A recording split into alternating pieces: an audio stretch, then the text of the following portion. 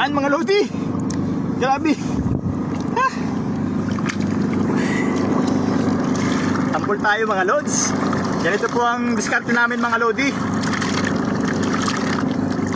Pag nagiginto po kami mga lods, sinasampol po muna kami. Sinasampulan po namin yung area.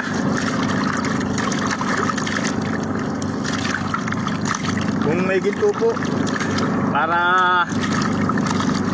ganahin. Sana makuha pa natin yung kasama nung kahapon na malaking tektite. Salamat po pala dun sa nag-apuwi nga po.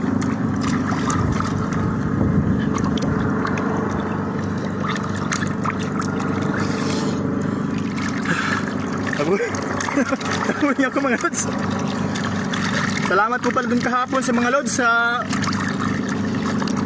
kumuha ng tektite po namin na malaki. Nakuha na po siya. Salamat po sa pagtitiwala. Sana may kasama pa rito mga lodi. Yan po yung pagsasampol.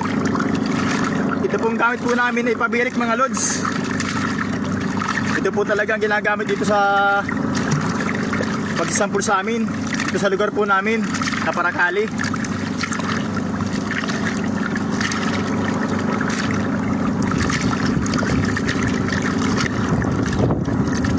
Nabili ko po ito ay 3,000. Kaya lang matagal na po yun. 2 taon na po.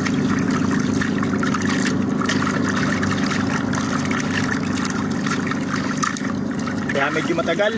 3 taon ito mami 3 taon na po itong pabirik po namin.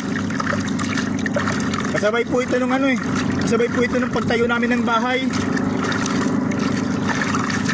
Kaya nga po pala mga lods,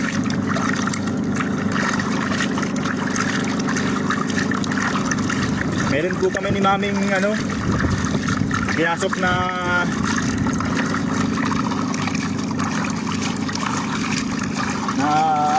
pagpo-promote po ni mami. Kaya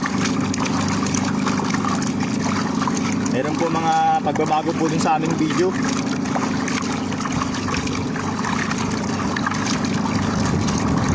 Para po dun sa bahay po namin mga lods.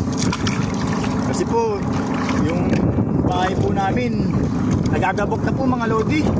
Kailangan na po namin mayang ipatapos.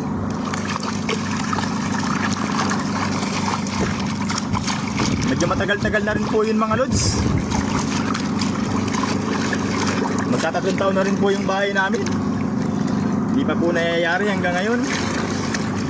Tapos po kami sa budget.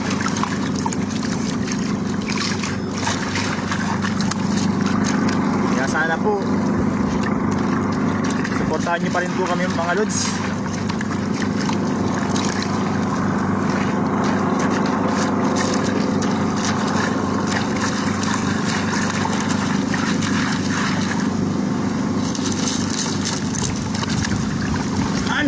Sana may sampol.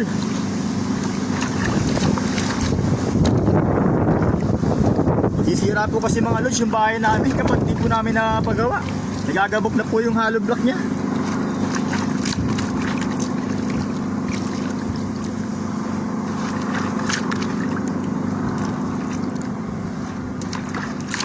Ito pong kinikita po namin sa pagkakabud, pagiginto. Pang araw-araw lang din po namin. Hirap pong makaipon, pang pabahay.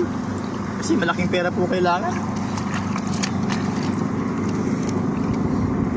Yun, naginto. Nakakatawa lang kasi laging naginto, pero hindi naman po ganun kalaki na kukuha namin. Hindi naman po kami nawawalan.